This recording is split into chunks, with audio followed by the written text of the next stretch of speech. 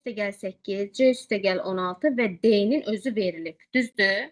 Bizə D özü verilib. İndi mən bunu 5-ci bir ədədə də bərabər edə bilərəm. Amma D ilə də ifadə edə bilərəm.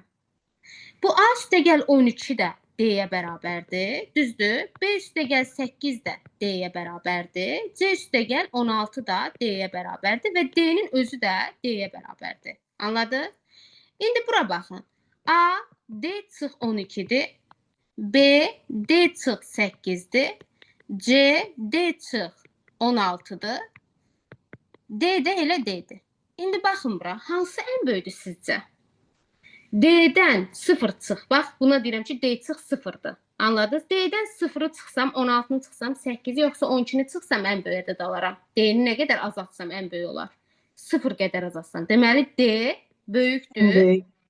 Aha, ən böyüyü elə D-nin özüdür. D böyükdür nədən? B-dən daha az ədəd çıxmaq. Böyükdür A-dan, o da böyükdür C-dən. Anladınız? İndi bunu belə də yaza bilərdik. Baxın, bura yazın D üstəgəl 0. Biz dedik ki, toplama əməlində daha böyük ədədin yanında daha kiçik ədəd dayanır. Başa düşdünüz?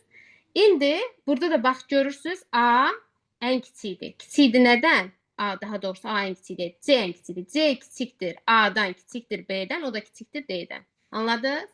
İndi deyir azalan sırada yazın. Azalan sırada birinci D dayanacaq. Bax D, B, A, C. Belə gedəcək. Başa düşdünüz? Baxın, azalan sıra ən Azalan böyük. doğrusu ən böyüyünü götürür. Böyükdən kiçiyə. Bəli, böyükdən kiçiyə gedirik. Sonra